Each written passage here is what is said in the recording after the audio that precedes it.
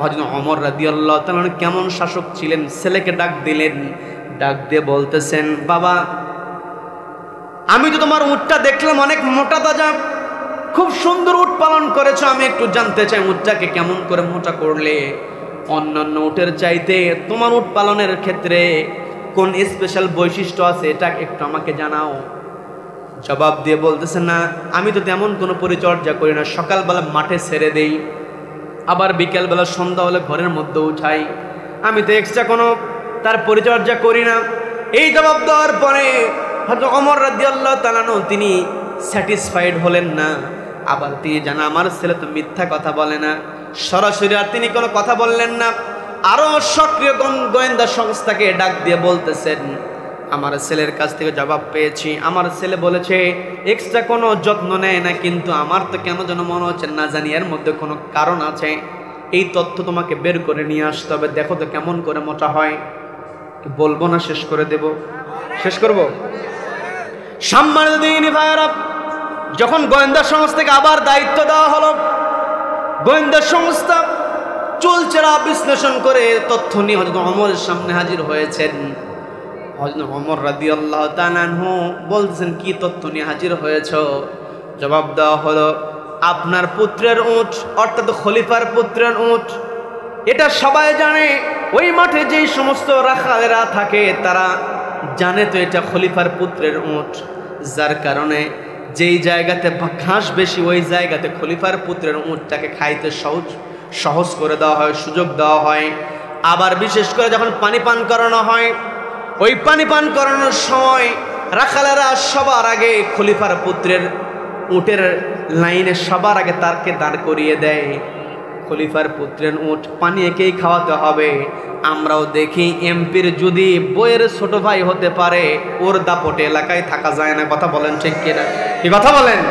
খলিফার পুত্রের উটকে যেমন লাইনের সামনে দেওয়া হয়, যদি চেয়ারম্যানের যদি ছোট ভাই হয়, কোনো মতো যদি সম্পর্ক পেয়ে যায়, ওর দাপটে এলাকায় থাকা যায় না। কথা বলেন ঠিক কিনা?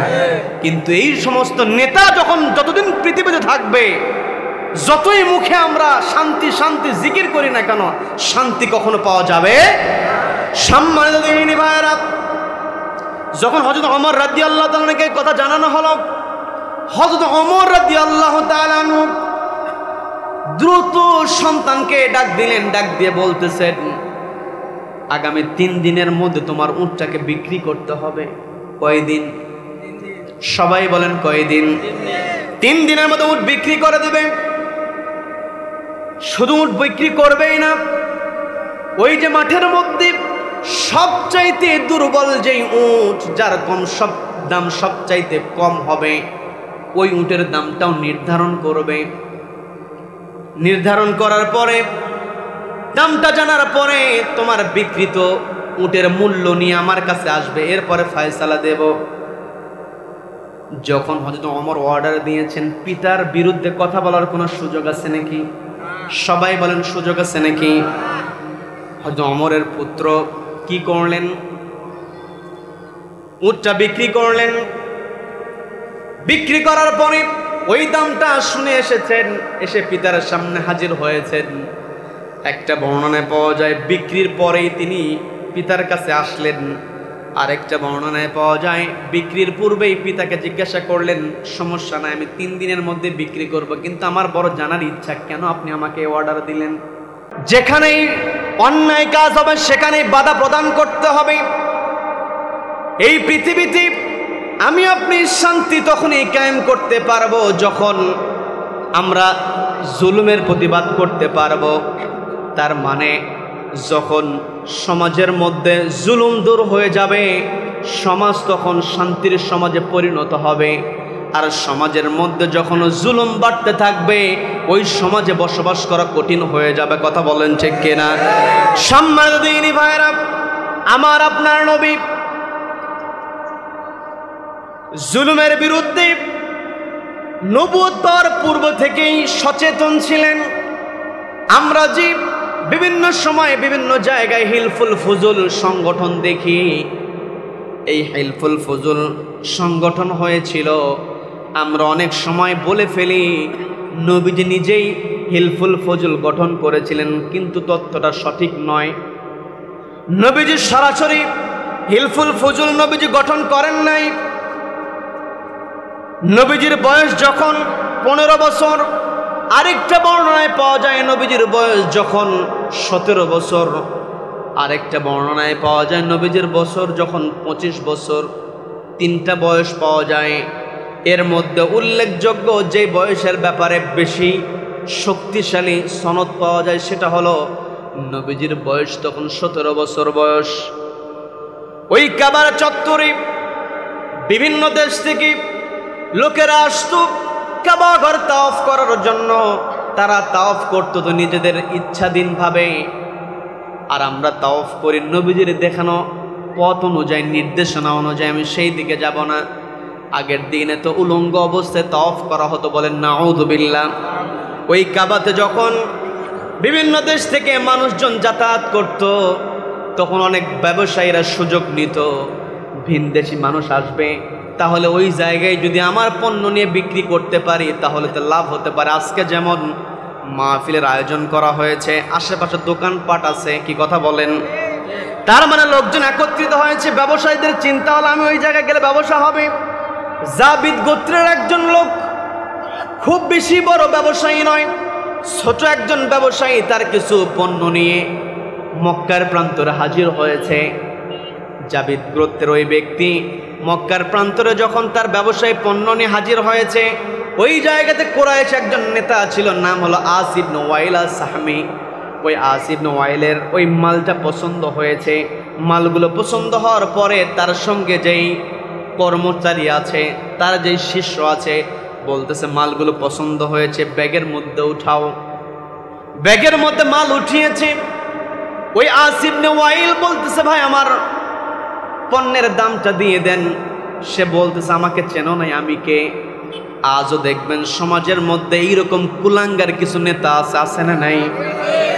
তার মানে আজও পৃথিবীতে আস ইবনে ওয়াইলের মতো কুলাঙ্গার থাকবে, আমার আপনার প্রতিবাদ করতে হবে, কথা বলেন ঠিক কিনা?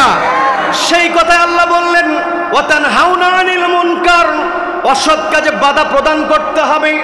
আজকে আমার দেশে যতই শান্তির কথা আমরা বলি না কেন, শান্তি আমরা তখনই দূর করতে পারবো যখন দেশের মধ্যে টেন্ডারবাজ, চাঁদাবাজ নেতাদের নিয়ন্ত্রণকে আমরা ভেঙে ফেলতে পারবো, কথা বলেন ঠিক কিনা? আজকের সমাজের মধ্যে নেতা নির্বাচনের ক্ষেত্রে আমরা বড় ভুল করে ফেলি। মসজিদে ইমাম নিয়োগ দেওয়ার সময় কত চুলচেরা বিশ্লেষণ করি, হুজুরের অমুক ঠিক আছে কিনা, দাড়ি কত বড়, হুজুরের স্ত্রী পর্দায় থাকে কিনা, হুজুরের লেনদেন ঠিক আছে কিনা, হুজুর সত্য কথা বলে কিনা, এমনকি হুজুরের হাঁটা চলা পর্যন্ত দেখে, কথা বলেন ঠিক কিনা? মসজিদে ইমাম নির্বাচনের সময় আমরা যেমন তার গুণাগুণ বিশ্লেষণ করি, ঠিক তেমনি সমাজের নেতৃত্ব নির্বাচনের সময় ওই রকম গুণাগুণ দেখতে হবে, কথা বলেন ঠিক কিনা? যেই নেতা মসজিদের মধ্যে প্রবেশের পরে মিম্বারে দান করিয়ে দিলে জাতির উদ্দেশ্যে বক্তব্য দিতে পারবে, নামাজের সময় ইমাম সাহেবকে মেহরাবের কাছে দিয়ে ইমামতির দায়িত্ব দিলে ইমামতি করতে পারবে, আবার সমাজের মধ্যে বিশৃঙ্খলা হয়েছে, ওই নেতাকে যদি ডাক দিয়ে বিশৃঙ্খলা থেকে শৃঙ্খলা আনার জন্য বলা হয়, ওই নেতা শৃঙ্খলা আনবে। তার মানে শুধুমাত্র নামাজেই নেতৃত্ব দেবে না, সমাজেও নেতৃত্ব দিবে, এমন নেতাকে আমাদের নির্বাচন করতে হবে, কথা বলেন ঠিক কিনা? যেই নেতা নামাজে ইমামতি করে ওই নেতা কখনো চাঁদাবাজ হতে পারে না, কথা বলেন ঠিক কিনা? ওই নেতা কখনো গরিবের উপরে জুলুম করতে পারে না। গরিবের কথা, গরিবের পক্ষে বড় বড় কথা বলা যায়, কিন্তু মাইক পেলে গরিবের পক্ষে কথা বলে, আর সুযোগ পেলে গরিবের পেটের মধ্যে লাথি মারে, কথা বলেন ঠিক কিনা? এই জন্য আমাকে আপনাকে সচেতন হতে হবে। আপনার সবাই সচেতন মানুষ, আমি আপনাদেরকে কথাগুলো বলে যাই, কথাগুলো বোঝার চেষ্টা করেন। আমল যদি করতে পারেন আপনিও সফল, আমিও সফল। খুশি হবেন কে? সবাইকে বলতে হবে খুশি হবেন কে? যে কথাই ছিলেন ওই আস ইবনে ওয়াইল যখন টাকা দিল না, দিনের পর দিন তাকে ঘুরায়, অমুক নেতার কাছে যায়, মক্কার আরেক নেতার কাছে যায়, সবাই শোনে কিন্তু কেউ কোনো কথা বলে না। সবাই জানে আস ইবনে ওয়াইলের বিরুদ্ধে যদি কথা বলি তাহলে তো বিপদ হতে পারে, এই জন্য কেউ কোনো কথা বলে না। যখন ওই জাবিদ গদি ব্যবসায়ী চিন্তা করলো, এত মানুষের কাছে গেলাম, কেউ তো আমার পণ্যের দাম নিয়ে দিতে পারলো না, কাজেই যা হয় হোক এই প্রত্যেকটা মানুষকে একটু গালিগালাজ করব, অন্তত গালি দিয়ে হলেও আমি জিতে যাই। দেখবেন অনেক সময় কিছুই করার থাকে না, গালি দিয়ে হলেও অন্তত উপরে থাকতে চায়। আসে না নাই? আসে না নাই? তাই বলে আপনারা তা করেন না, কারণ আমার পূর্বে মাহবুব ভাই বলে দিয়েছেন কেউ যদি গালি দেয় চুপ থাকবেন, বলেছে কি বলে নাই? আমাকে আপনাকে যে দায়িত্ব আল্লাহ রাব্বুল আলামিন দিয়েছেন, কোরআন মেনে চলতে হবে, নবীজিকে আদর্শ হিসাবে চলতে হবে। ওই জাবিদ গোত্রের ব্যবসায়ী চিন্তা করলো তাহলে একটু প্রতিবাদ আমার করা দরকার। কেউ যেহেতু আমার পক্ষে কথা বললো না, আমি একটু প্রতিবাদ করে হলেও যদি এদের বিবেকটাকে জাগ্রত করতে পারি। এই কথা চিন্তা করে আবু কুবাইস নামে একটা পাহাড় আছে, সেই পাহাড়ের উপরে দাঁড়িয়ে গিয়েছে। পাহাড়ের উপরে দাঁড়িয়ে যাওয়ার পরে বলতেছে, ও কুরাইশের লোকেরা, তোমরা তো কাবা ঘর পাহারা দেওয়ার জিম্মাদার নিয়েছ। ও মক্কার লোকেরা, তোমরা তো কাবা ঘরের দায়িত্ব নিয়েছ, অথচ তোমরা তো বড় গাদ্দার, তোমরা তো বড় জুলুমকারী। কারণ তোমাদের এই মক্কা নগরীতে মুসাফির মানুষ, তারা নিরাপদে চলতে পারে না। ব্যবসায়ীর হক তোমরা বুঝিয়ে দাও না, তোমরা মানুষের উপরে জুলুম করো, জোর খাটাও। যারা মানুষের উপরে জুলুম করে জোর খাটায় তাদের তো এই কাবা ঘরের জিম্মাদারি নেওয়ার কোনো অধিকার নাই। তোমরা এই কাবা ঘরের জিম্মাদারি তোমরা ছেড়ে দাও। এইভাবে যখন একের পর এক গালিগালাজ করছিল, নবীজির চাচা ছিলেন, নাম হলো জুবাইর ইবনে আব্দুল মুত্তালিব, তিনি ওই পাশ দিয়ে যাচ্ছিলেন। হঠাৎ করে তার কানের ভিতরে যখন আসলো, তোমরা তো গাদ্দার, তোমরা কাবার দায়িত্ব পাওয়ার পরে গাদ্দারি করছো, মানুষের অধিকার তোমরা ফিরিয়ে দাও না। আস ইবনে ওয়াইল নামক এই দুর্দর্শ ডাকাত আমার কাছ থেকে পণ্য ছিনতাই করেছে, আমার মূল্য দেয় না, কেউ তোমরা নিয়ে দিতে পারো না। এই কথা যখন নবীজির চাচার কানে পৌঁছে গেল, নবীজির চাচা চিন্তা করে দেখলেন কথা তো সত্য, মানুষ আমাদের এলাকায় ঘুরতে আসে, ব্যবসার জন্য আসে, কাবা জিয়ারত করার জন্য আসে। আমরা যদি এই রকম করে নিরাপত্তা দিতে না পারি তাহলে তো আমাদের মান সম্মান থাকবে না, আমরা তো ঘৃণিত জাতি হিসেবে পরিচিতি লাভ করবো, এটা তো হতে দেওয়া যায় না। ওই জুবাইর ইবনে আব্দুল মুত্তালিব সঙ্গে সঙ্গে সিদ্ধান্ত নিলেন, ডাক দিয়ে বলছেন, তুমি থামো, তোমার ব্যবস্থা করে দেওয়া হবে। এই কথা বলে বিভিন্ন গোত্রের লোকজনদেরকে ডাক দিলেন। ডাক দিয়ে আরেকজন প্রভাবশালী ব্যক্তি, নাম হলো আব্দুল্লাহ বিন জাদান, ওই আব্দুল্লাহ বিন জাদানের বাড়িতে একটা ভালো খাবারের আয়োজন করা হলো। দেখবেন আমরা সাধারণত এলাকায় যদি কোনো বৈঠক হয় অথবা কোথাও কোনো মিটিং যদি হয়, সেখানে কিন্তু সুন্দর খাবার আয়োজন করা হয়, কি কথা বলেন? ওই রকম সুন্দর খাবার আয়োজন করা হচ্ছে আব্দুল্লাহ বিন জাদানের ঘরে। নবীজির বয়স কিন্তু বেশি নয়, কোন গোত্রের নেতা ও নবীজি নন, বয়স মাত্র 17 বছর। আর একটা বর্ণনা যেটা পাওয়া যায় 25 বছর। আমরা যদি 25 বছর বয়সও ধরি তাও কিন্তু খুব বেশি বড় নয়, কোন গোত্রের নেতাও নয়। কিন্তু নবীজির চাচা সহ কয়েকজন গোত্রের নেতা বলল, আমরা যেহেতু সমাজের শান্তি প্রতিষ্ঠার জন্য বৈঠকটা দিয়েছি, এই জায়গাতে আব্দুল্লাহর পুত্র মুহাম্মদকেও জায়গা দিতে হবে। বলেন আল্লাহু আকবার। তার মানে নবীজি জালিমের বিরুদ্ধে ছিলেন, মাজলুমের পক্ষে কথা বলেছেন।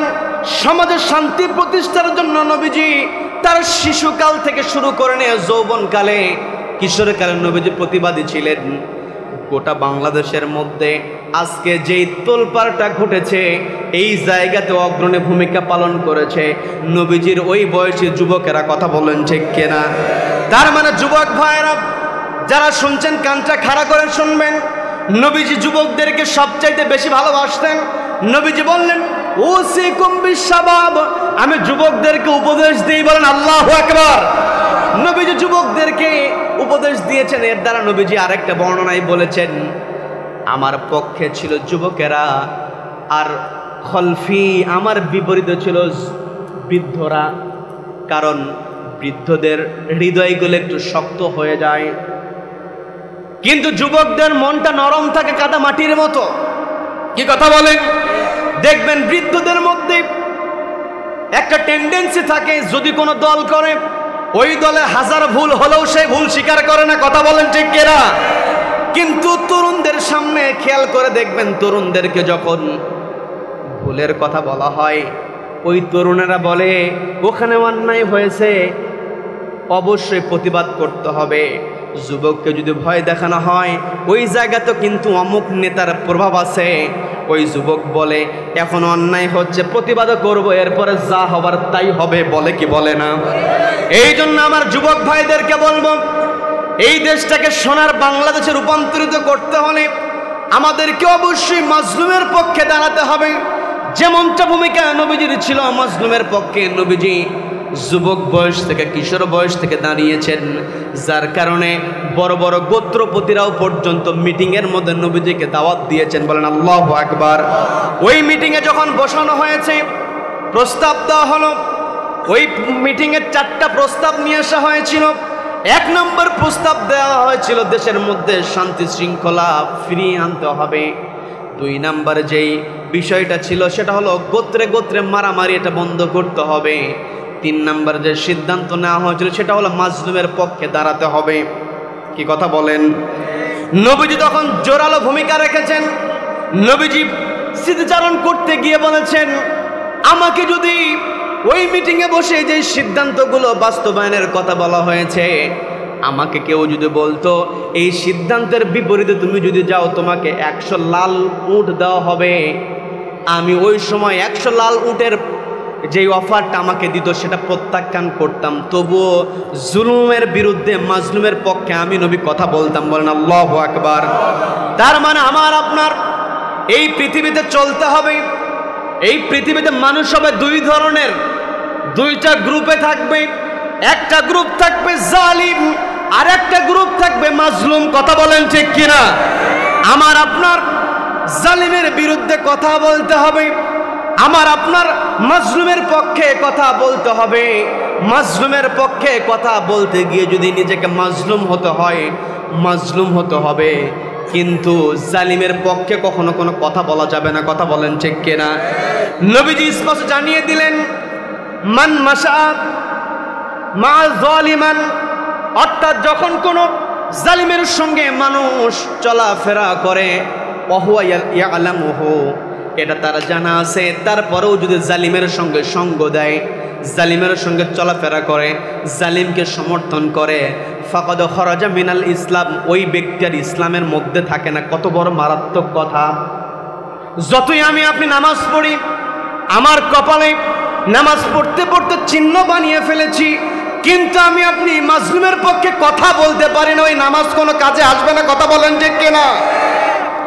এই জন্য আমি সবাইকে উদাত্ত আহ্বান জানাবো, আমার আপনার দায়িত্ব আমাকে আপনাকে পালন করতে হবে।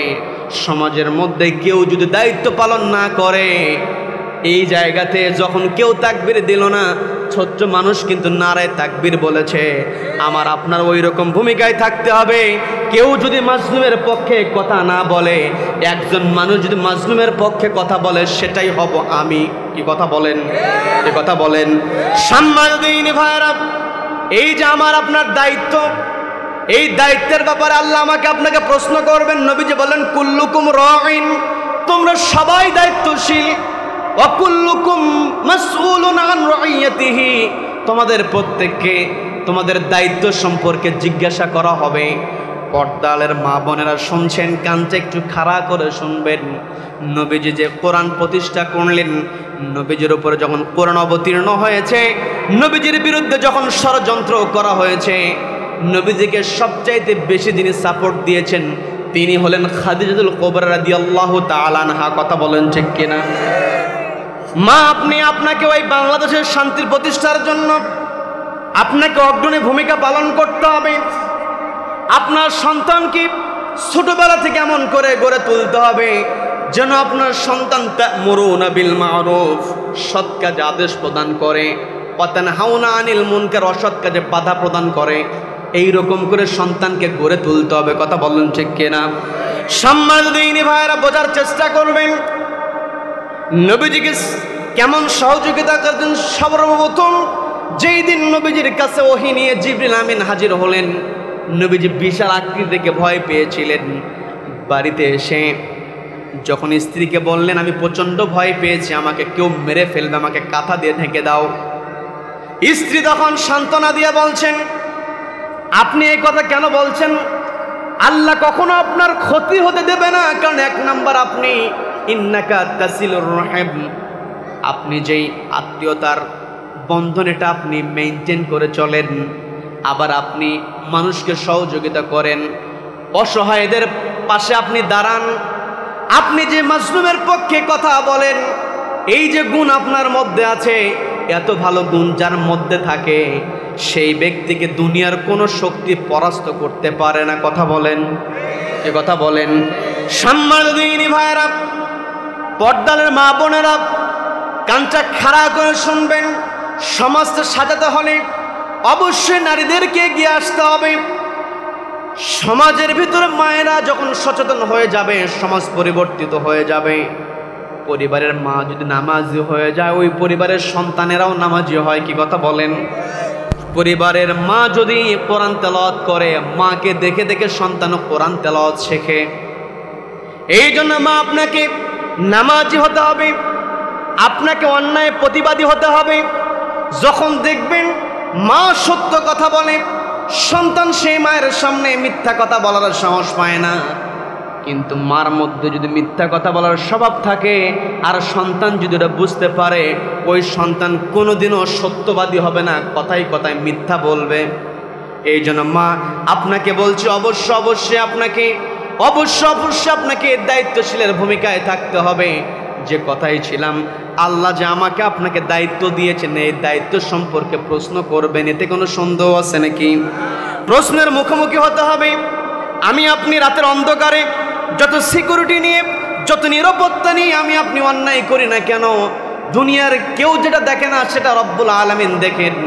এই যে আমার সামনে ক্যামেরা আছে, ক্যামেরাগুলো রেকর্ড করছে। আমি যদি এই জায়গা থেকে নামার পরে কোনো কথা বলে অস্বীকার করি, আমার কি অস্বীকার করলে কোনো কাজ হবে নাকি? কোনো প্রকার কাজ হবে না। ঠিক তেমনি রব্বুল আলামিন আমার আপনার সামনে মেমোরি কার্ড সেট করে দিয়েছেন, ক্যামেরা ফিট করে দিই, আমার আপনার কাদের উপরে মেমোরি কার্ড সেট করে দিয়েছেন। আমি বানিয়ে কথা বলছি না। পবিত্র কোরআনের 17 নম্বর সূরা বানী ইসরাইলের 13 নম্বর আয়াতে সুন্দর করে আল্লাহ বলছেন, ওয়া কুল্লা ইনসানিন আলজামনাহু তায়রাহু ফি উনুকিহি ওয়া নুখরিজু লাহু ইয়াওমাল কিয়ামাতি কিতাবান ইয়ালকাহু মানশুরা।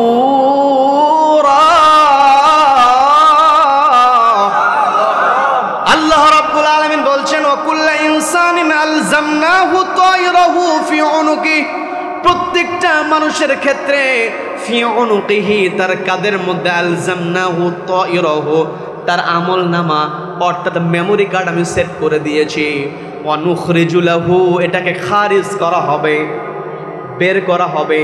জমি জমা যারা ক্রয় বিক্রয় করেছেন, জমির হিসাব যারা বোঝেন, তাদের কমন একটা বিষয় আছে, ওই জমি যে কিনেছো খারিজ কার নামে বলে কি বলে না? তার মানে এই খুরুজুন থেকে এসেছে খারিজ। আল্লাহ বললেন, অনুখরিজু, আমি বের করব। এই যে ক্যামেরা রেকর্ড করছে, এই ক্যামেরার পাশে কিন্তু মেমোরি কার্ড আছে। ওই ভিডিও দেখতে হলে ওই মেমোরি কার্ড কিন্তু ক্যামেরার মধ্যে থেকে খারিজ করতে হয়। কি কথা বলেন? কিয়ামতের কঠিন ময়দানে আল্লাহ রাব্বুল আলামিন আমার আপনার কাঁধের উপরে যে মেমোরি কার্ড সেট করা আছে, এটা বের করবেন। বের করে কে কোথায় কোন কাজ করেছে, প্রত্যেকটা কাজের চুলচেরা বিশ্লেষণ রব্বুল আলামিন করবেন। ওই দিন মানুষ যত ক্ষুদ্র কাজ করুক না কেন, ফামান ইয়ামাল মিসকালা যাররাতিন খায়রান ইয়ারা ওয়া মান ইয়ামাল মিসকালা যাররাতিন শাররান ইয়ারা, একেবারে অনুপরিমাণ অন্যায় কাজ করলেও সেটা দেখতে পাবে। কথা বলেন ঠিক কিনা? সব কিছু আল্লাহ দেখবেন। এই জবাবদিহিতা যদি আমি আপনার আমি আপনি আপনার অন্তরের মধ্যে তৈরি করতে পারি, তবে এই পৃথিবীতে শান্তি আনতে পারবো। যারা দায়িত্বে বসবেন তাদের ভিতরে যদি জবাবদিহিতা থাকে, তারা কখনো অন্যায় করতে পারে না। কি কথা বলেন? ইসলামের পঞ্চম খলিফা হিসেবে যিনি পরিচিতি লাভ করেছেন, ওমর ইবনে আব্দুল আজিজ রাহিমাহুল্লাহ, তিনি একবার জেলখানার কর্মচারীদেরকে নিয়ে একটা মিটিং করছেন। জেলখানার কর্মচারীদেরকে নিয়ে রাতের বেলা মিটিং করছেন। রাতের বেলা মিটিং করার জন্য বড় একটা বাতি জ্বালানো হয়েছে, কুপি জ্বালানো হয়েছে। তৎকালীন সময়তে এরকম লাইট ছিল না, ইলেকট্রিসিটি ছিল না, হতো বড় বাতি নিয়ে তিনি মাঝখানে সেট করা, তিনি বসে আছেন। পাশে থেকে জেলখানার কর্মচারীরা তার সঙ্গে কথা বলছে, কারণ দেশ পরিচালনার জন্য জেলখানার দরকার আছে না নাই? এই জেলখানার মধ্যে থাকবে খারাপ মানুষেরা। জেলখানায় যখন খারাপ মানুষেরা থাকে, তখন বুঝতে হবে দেশের মধ্যে শান্তি আছে। আর যখন জেলখানার মধ্যে ভালো মানুষেরা থাকবে, তখন বুঝতে হবে বাহিরে জালিম চেয়ারে বসে আছে। কথা বলেন ঠিক কিনা? আমরা দেখেছি নিজের বাড়িতে ঘুমাতে পারে নাই, জীবনে কারোর সঙ্গে ঠকবাজি করে নাই, চিটারি করে নাই, কাউকে ঠকায় নাই। ওই পুলিশ ভালো করেই জানে যাকে গ্রেফতার করছি সে কখনো অন্যায় করতে পারে না, শয়তানও বিশ্বাস করে না। কিন্তু জালিম তার জুলুম টিকিয়ে রাখার জন্য, চেয়ারটাকে টিকিয়ে রাখার জন্য অত্যাচার করে, জুলুম করে। কথা বলেন ঠিক কিনা? তৎকালীন সময়ের আবু জেহেল খুব ভালো করেই জানতো আমার ভাতিজা আব্দুল্লাহর পুত্র কখনো মিথ্যা কথা বলতে পারে না। কিন্তু ওই আমার ভাতিজার সত্য কথা যদি আমি মেনে নেই, তাহলে আমার চেয়ার ঠিক থাকবে না। কি কথা বলেন? আজ দুনিয়াতে যারা আবু জেহেলের উত্তরসূরি হবে, ওদের চিন্তা থাকবে চেয়ার টিকিয়ে রাখা। আর এই চেয়ার টিকিয়ে রাখার জন্য ওরা সত্যকে ধামা চাপা দিতে চায়, কিন্তু সত্যকে কখনো চাপা দিয়ে রাখা যায় না। ওই রাতের বেলা যখন চাঁদ দেখা যায়, ওই চাঁদের সামনে যখন ওই মেঘ উঠতে থাকে, কিছুটা সময়ের জন্য চাঁদের আলো দেখা যায় না, কিন্তু একটা পর্যায়ে ওই মেঘ কিন্তু সরে যায়, চাঁদের আলো আবার চলে আসে। কথা বলেন ঠিক কিনা? সম্মানিত এবারে যে কথায় ছিলাম, ওমর ইবনে আব্দুল আজিজ তিনি জেলখানার কর্মচারীদেরকে নিয়ে যখন কর্মকর্তাদেরকে নিয়ে মিটিং করছেন, ওই মিটিংয়ের সময় একজন মাঝখান থেকে জিজ্ঞাসা করে উঠল, আমিরুল মুমিনিন, আপনার শারীরিক অবস্থা কেমন, পারিবারিক অবস্থাটা কি? দীর্ঘদিন পর দেখা হলে মানুষ কুশল বিনিময় করে, হুজুর আপনার ছেলে কেমন আছে, মেয়ে কেমন আছে, আপনার পরিবারের কি অবস্থা, কি বন্ধু দীর্ঘদিন দেখা সাক্ষাৎ নাই, তোমার পরিবারের কি খবর, প্রশ্ন করে কি করে না? যখন ওমর ইবনে আব্দুল আজিজ রাহিমাহুল্লাহকে প্রশ্ন করা হয়েছে আপনার শারীরিক কি অবস্থা, পরিবারের অবস্থা কেমন একটু জানতে চাই, সঙ্গে সঙ্গে যে বাতিটা জ্বালানো ছিল ওমর ইবনে আব্দুল আজিজ সঙ্গে সঙ্গে ওই বাতিটা নিভায়ে দিলেন। বাতিটা নিভানোর পরে তার কর্মচারীকে অর্ডার করলেন মোমবাতি জ্বালানোর জন্য, কুপি জ্বালানোর জন্য। ছোট্ট একটা কুপি সামনে জ্বালানো হলো, আলো নিভু নিভু করে, কোনো মতো দেখা যায়। একজন প্রশ্ন করলেন, কি ব্যাপার? আপনার সামনে কিছুক্ষণ পূর্বে যেই বাতি ছিল, ভরপুর আলো ছিল রুমের মধ্যে, আপনি সেটা বন্ধ করে এই ছোট্ট বাতি জ্বালানোর কারণটা কি? ওমর ইবনে আব্দুল আজিজ রাহিমাহুল্লাহ জবাব দিয়ে বলছেন, একটু পূর্বে যেই বাতিটা আমি নিভিয়েছি, এই বাতির তেলের যে খরচটা দেওয়া হয়, এই বাতি জ্বালাতে যেই খরচটা হয়, এটা রাষ্ট্রীয় কোষাগার থেকে দেওয়া হয়। আর পরের বেলা যেই বাতিটা আমি জ্বালিয়েছি, এই বাতিটা আমার ব্যক্তিগত, কারণ আমাকে প্রশ্ন করা হয়েছে, আমার ব্যক্তিগত প্রশ্ন করা হয়েছে, আমার সম্পর্কে জানতে চাওয়া হয়েছে। আমার ব্যক্তিগত উত্তর যদি আমি ওই বাতি জ্বালিয়ে দেই, ওই বাতির খরচ থেকে যদি আলো নিয়ে যদি আমি আমার ব্যক্তিগত তথ্য শেয়ার করি, আর কিয়ামতের কঠিন ময়দানে রব্বুল আলামিন যদি আমাকে প্রশ্ন করেন, তুমি তোমার ব্যক্তিগত কথা বলার সময় সরকারি কোষাগার থেকে বাতি ব্যবহার করেছো, এটার হিসাব দাও। আমি ওমর ইবনে আব্দুল আজিজ এটার হিসাব দিতে পারবো না। বলেন আল্লাহু আকবার। কেমন তাদের চিন্তা চেতনা! আজও দুনিয়াতে ঘটনা আছে, দুনিয়া বলতে আমার বাংলাদেশে ঘটনা আছে, আপনাদেরকে জানিয়ে যায়। সেটা হলো ইবনে সিনা, এই ট্রাস্টের নাম আপনারা কম বেশি শুনেছেন। ভালো চিকিৎসা হয়, একটা টেস্ট করাতে গেলে অন্যান্য ভালো ল্যাবরেটরিতে ডায়াগনস্টিক সেন্টারে যেই পরিমাণ টাকা নেওয়া হয় তার চেয়ে কম নেওয়া হয় ইবনে সিনাতে। কথা বলেন ঠিক কিনা? ওষুধ কিনতে গেলেও দেখবেন ইবনে সিনা কোম্পানির ওষুধের দাম কম, কারণ ইবনে সিনাটা পরিচালিত হয় ইবনে সিনা ট্রাস্টের মাধ্যমে। আর এই ইবনে সিনা ট্রাস্ট যিনি প্রতিষ্ঠাতা চেয়ারম্যান ছিলেন শহীদ মীর কাসেম আলী রাহিমাহুল্লাহ। তার বৈশিষ্ট্য কেমন ছিল? তিনি মিটিং করছেন, লক্ষ্য করে দেখা যায় মিটিংয়ের সময় যখন পানির বোতল সরবরাহ করা হয়, ওই পানির বোতলে যদি সামান্য পানীয় থাকে তিনি ওই বোতলটা সেখানে রেখে দেন না, বোতল উঠান। তাকে প্রশ্ন করা হলো, আপনার এই বোতল এখানে নেওয়ার দরকার না, বোতলটা আপনি রেখে দেন। আবার পরবর্তী মিটিংয়ে তো পানি আপনাকে সরবরাহ করা হবে, বোতলটা এখানে থাকুক।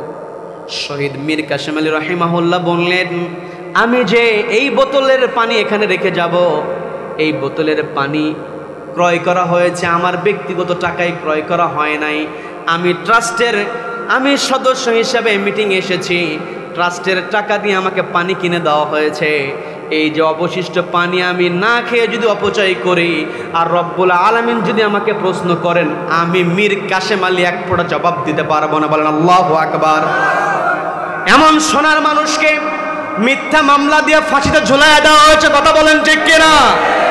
শুধু তাই নয়, এই যে আমাদের কোরআনের পাখি শহীদ আল্লামা দেলোয়ার হোসেন সাইদি রাহিমাহুল্লাহ, যুব সমাজদেরকে জানার দরকার আছে, তার যেই ফাঁসিটা দেওয়া হয়েছে তার নামে একজন ছিল দেলোয়ার হোসেন শিকদার, নামের সঙ্গে মিল হয়েছে।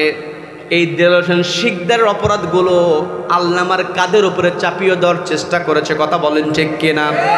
এসকে সিনহা যখন রায় লিখেছিল সেই স্পষ্ট করেছিল, সে বলেছিল আজকে আমরা যার রায়টা লিখছি এই রায়টা আজকের দেলোয়ার হোসেন সাইদের রায় আমরা লিখছি না, ৭১ সালে দেলোয়ার হোসেন শিকদারের রায় আমরা লিখছি। এই কথা সে রায় দেওয়ার আগেই লিখেছিল।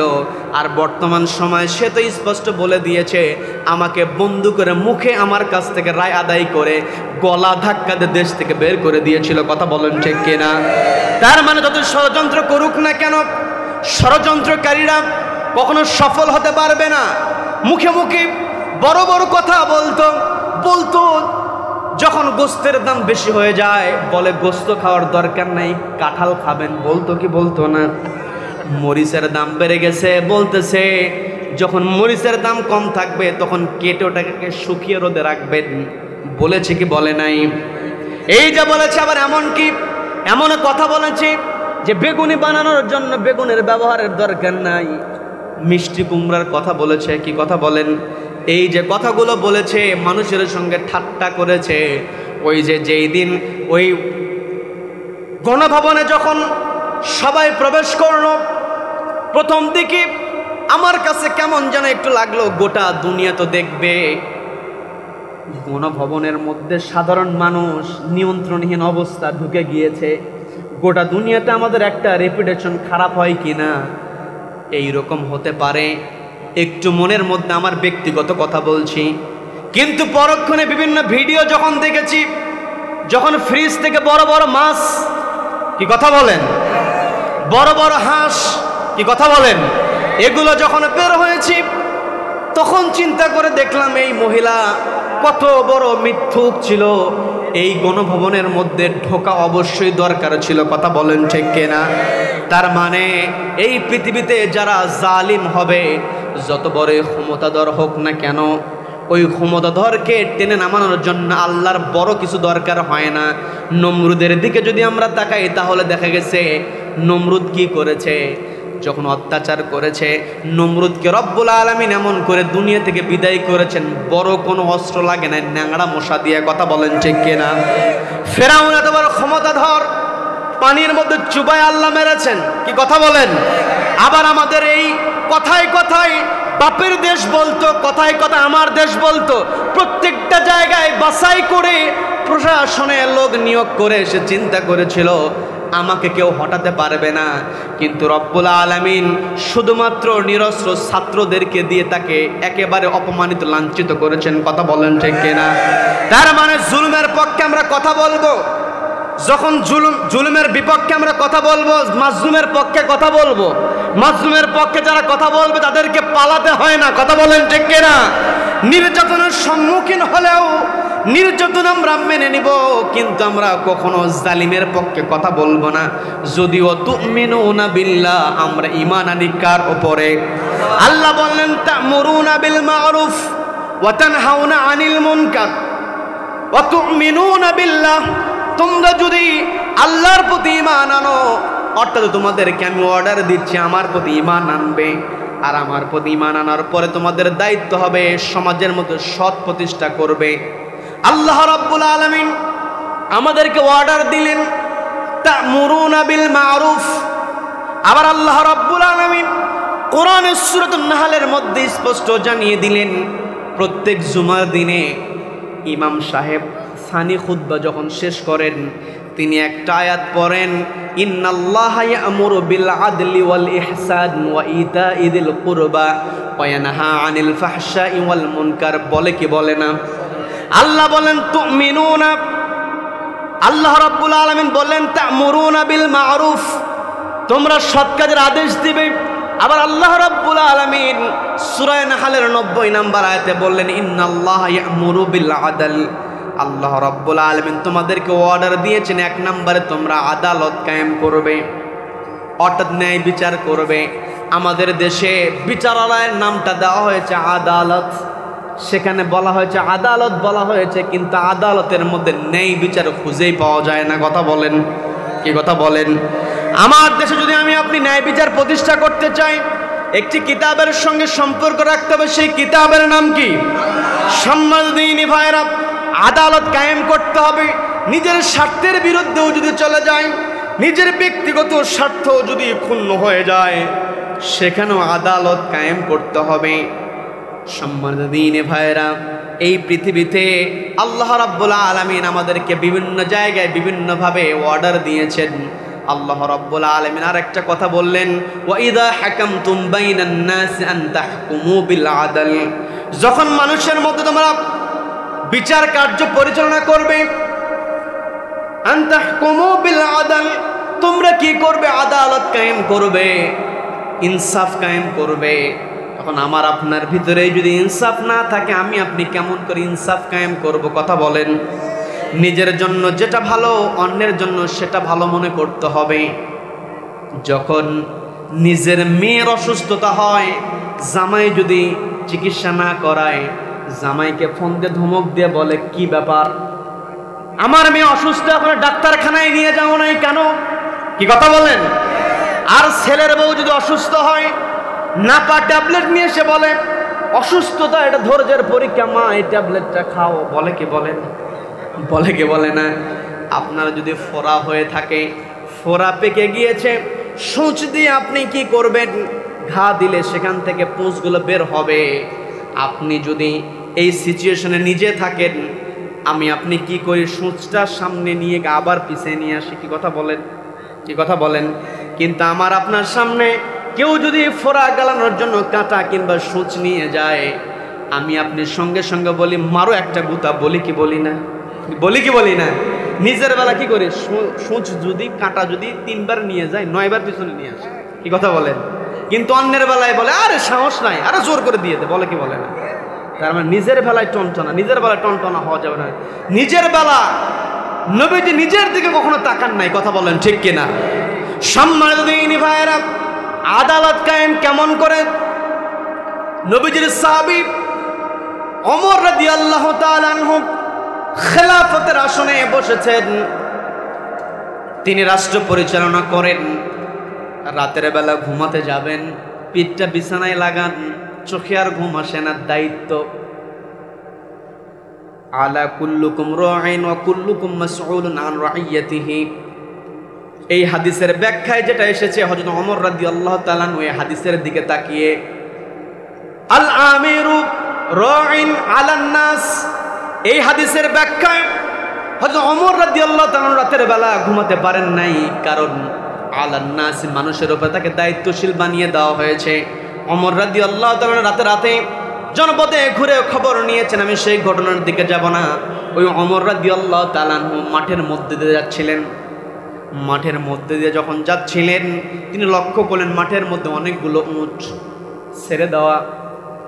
অপেক্ষাকৃত একটা উটকে তিনি মোটা তাজা দেখলেন।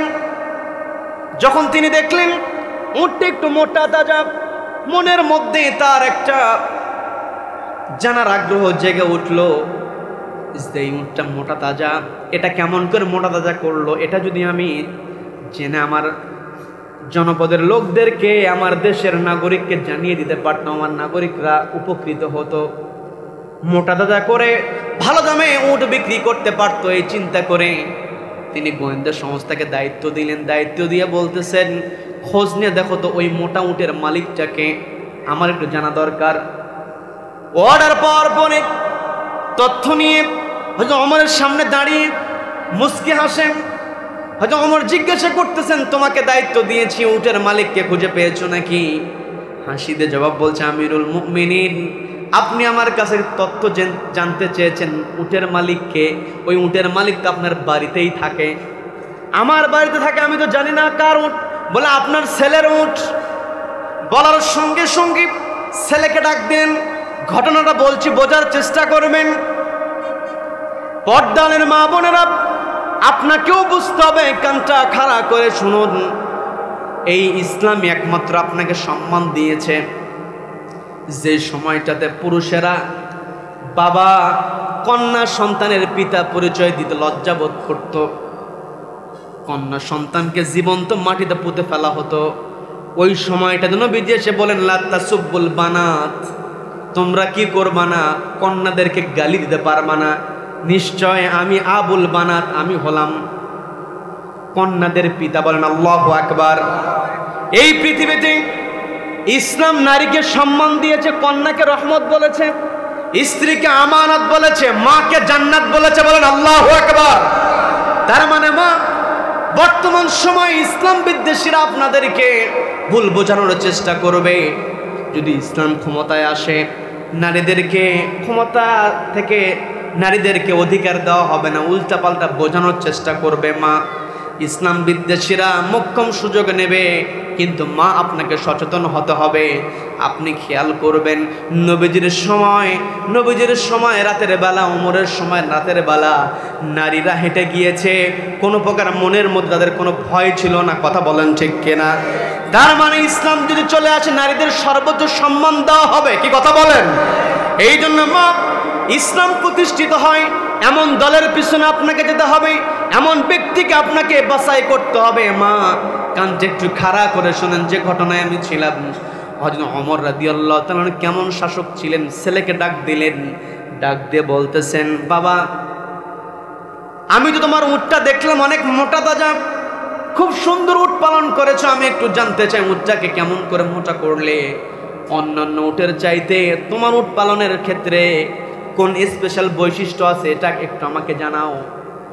জবাব দিয়ে বলতেছে, না আমি তো তেমন কোনো পরিচর্যা করি না, সকালবেলা মাঠে ছেড়ে দেই, আবার বিকেলবেলা সন্ধ্যা হলে ঘরের মধ্যে উঠাই, আমি তো এক্সট্রা কোনো তার পরিচর্যা করি না।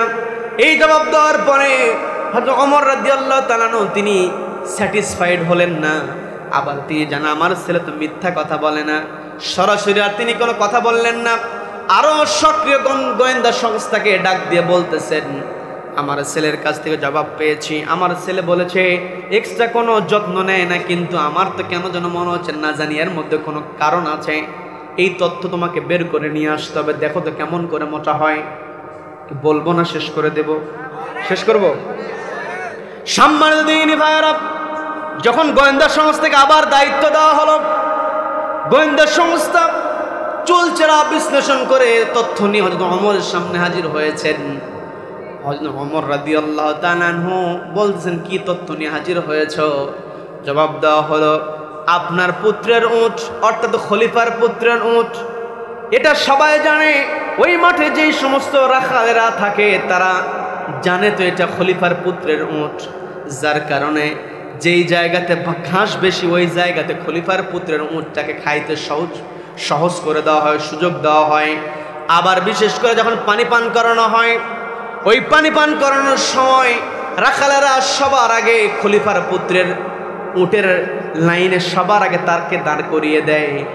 খলিফার পুত্রের উট, পানি একেই খাওয়াতে হবে। আমরাও দেখি এমপির যদি বইয়ের ছোট ভাই হতে পারে, ওর দাপটে এলাকায় থাকা যায় না। কথা বলেন ঠিক কিনা? কি কথা বলেন? খলিফার পুত্রের উটকে যেমন লাইনের সামনে দেওয়া হয়, যদি চেয়ারম্যানের যদি ছোট ভাই হয়, কোনো মতো যদি সম্পর্ক পেয়ে যায়, ওর দাপটে এলাকায় থাকা যায় না। কথা বলেন ঠিক কিনা? কিন্তু এই সমস্ত নেতা যতদিন পৃথিবীতে থাকবে, যতই মুখে আমরা শান্তি শান্তি জিকির করি না কেন, শান্তি কখনো পাওয়া যাবে? সম্মানিত দিনী ভাইয়েরা, যখন হযরত ওমর রাদিয়াল্লাহু তাআলা আনহুকে কথা জানানো হলো, হযরত ওমর রাদিয়াল্লাহু তাআলা আনহু দ্রুত সন্তানকে ডাক দিলেন। ডাক দিয়ে বলতেছেন, আগামী 3 দিনের মধ্যে তোমার উটটাকে বিক্রি করতে হবে। কয়দিন? সবাই বলেন কয়দিন? 3 দিনের মধ্যে উট বিক্রি করে দেবে। শুধু উট বিক্রি করবেই না, ওই যে মাঠের মধ্যে সবচাইতে দুর্বল যেই উট, যার দাম সবচাইতে কম হবে, ওই উটের দামটাও নির্ধারণ করবে। নির্ধারণ করার পরে, দামটা জানার পরে তোমার বিক্রিত উটের মূল্য নিয়ে আমার কাছে আসবে, এরপরে ফয়সালা দেব। যখন হযরত ওমর অর্ডার দিয়েছেন, পিতার বিরুদ্ধে কথা বলার কোনো সুযোগ আছে নাকি? সবাই বলেন সুযোগ আছে নাকি? হযরত ওমরের পুত্র কি করলেন? উটটা বিক্রি করলেন। বিক্রি করার পরে ওই দামটা শুনে এসেছেন, এসে পিতার সামনে হাজির হয়েছেন। একটা বর্ণনায় পাওয়া যায় বিক্রির পরেই তিনি পিতার কাছে আসলেন। আরেকটা বর্ণনায় পাওয়া যায় বিক্রির পূর্বেই পিতাকে জিজ্ঞাসা করলেন, সমস্যা নাই, আমি 3 দিনের মধ্যে বিক্রি করব, কিন্তু আমার বড় জানার ইচ্ছা, কেন আপনি আমাকে অর্ডার দিলেন?